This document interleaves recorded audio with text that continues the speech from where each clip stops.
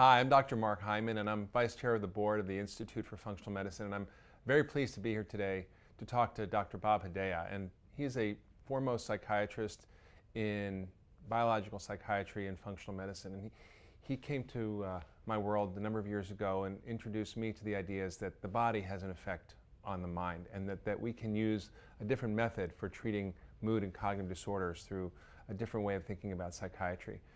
And I first came to know him through his work called Understanding Biological Psychiatry, a book published in 1996, way ahead of its time. And Dr. Bob Hedaya is probably one of the leading psychiatrists in the world thinking about how we look at mood and behavioral disorders in a different way. So welcome, Dr. Hedaya, and I'm glad to have you here. And I would love to have your story about how you first became interested in functional medicine and interested in a new way of looking at the mind and behavior.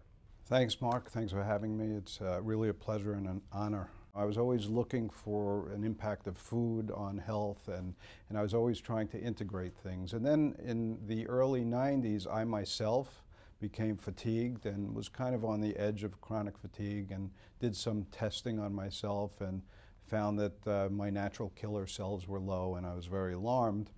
I just started investigating, and I spoke to a nutritionist who actually put me in touch with some of the information from Jeff Bland. And that led down the path to functional medicine pretty quickly. I really delved very deeply into the material and found it fascinating and really enlightening. And how have you sort of used this in your practice with patients? How has it changed how you've approached and thought about and treated your patients with psychiatric illnesses? The effect on my practice has been dramatic.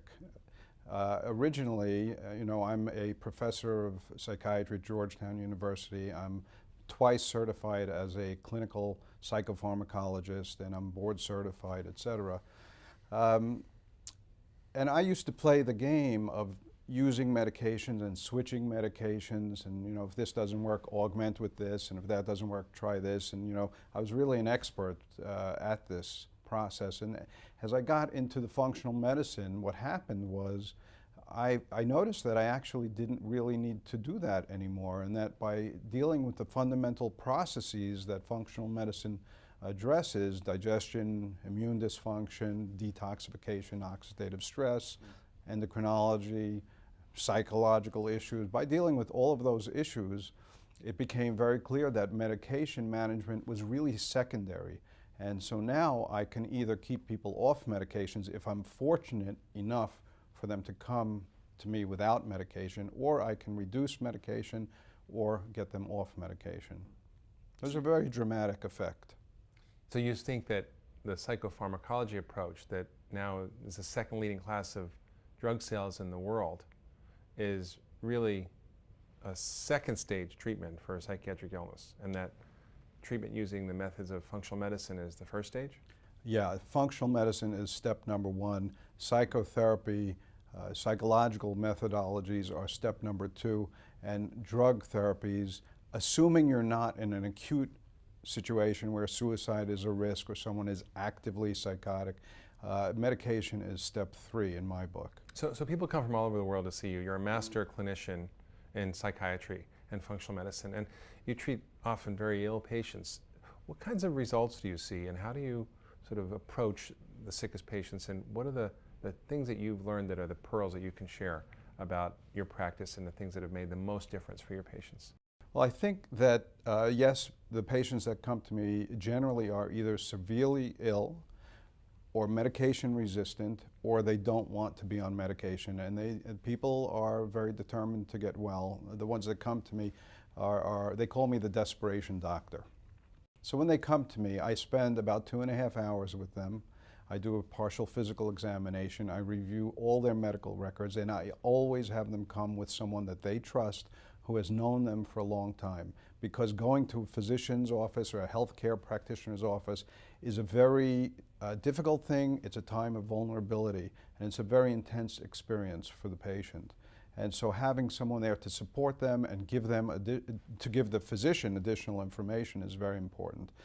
When I've collected all the information and I have some sense of what systems are involved and where I need to take action, I'll lay out a plan for the patient And generally, I'll start with, in terms of the functional medicine matrix, I will start with food, and I will start with diet, and then work my way into nutrients that might be deficient and into the endocrine system, and then maybe down the road detoxification.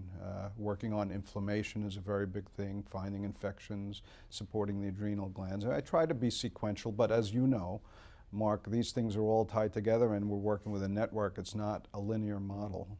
So as you've sort of delved into the depths of the connection between the body and the mind and the mind and the body, what have you seen in your practice to be the biggest drivers of mood and brain problems? That's a tough question, but probably if I had to pick, the biggest drivers would be psychological stress. Certainly inflammation is a huge factor, infection, inflammation, and tied in closely with that would be the hormonal balance, the adrenal and the thyroid balances and the reproductive hormones. Those would be the big ones. So very clearly you've outlined how the old way of thinking about health and disease is changing, and that there's a new model emerging, and that the old ways of doing things really don't work that well to deal with the rising tide of chronic illness. So how do you see functional medicine contributing or playing a part in the transformation of 21st century healthcare? I think that functional medicine is the cornerstone of 21st century medicine. And what's so beautiful about it is that it goes back to fundamentals and the roots that we know about, nutrition, healthy eating, healthy lifestyle. And so what functional medicine has to offer 21st century medicine, in one word, is everything.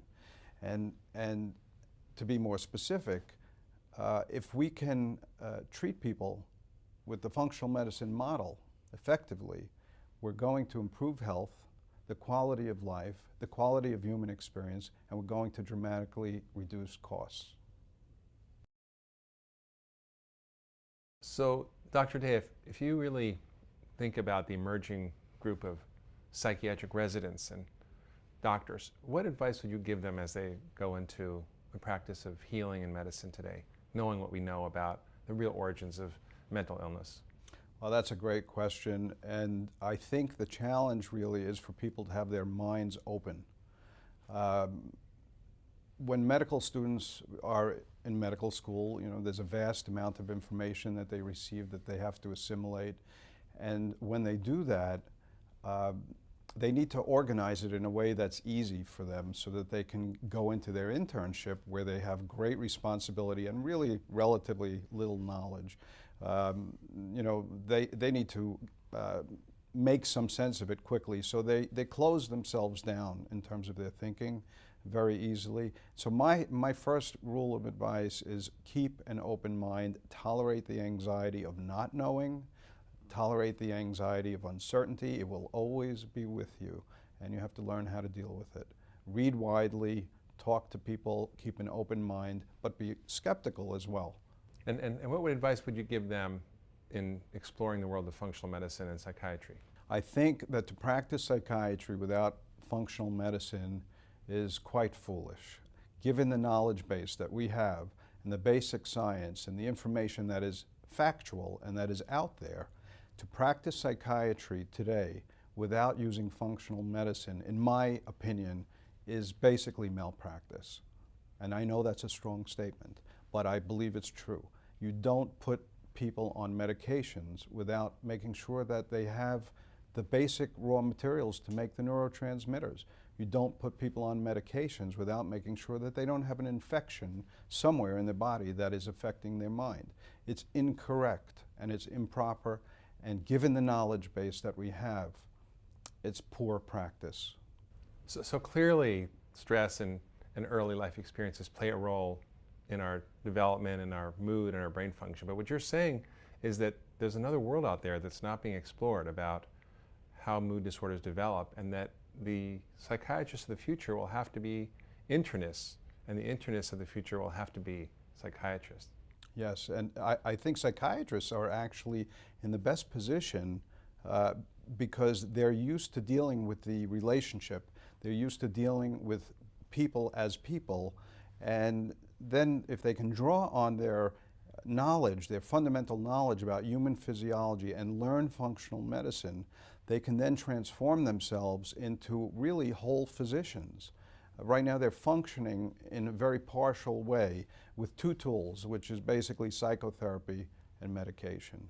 It is not to lessen the importance of early trauma, early attachment problems, stresses. That's very important, it's critical. It also has to be counterbalanced with what we know about the physiology and the interaction of the brain, the emotions, and the metabolic processes.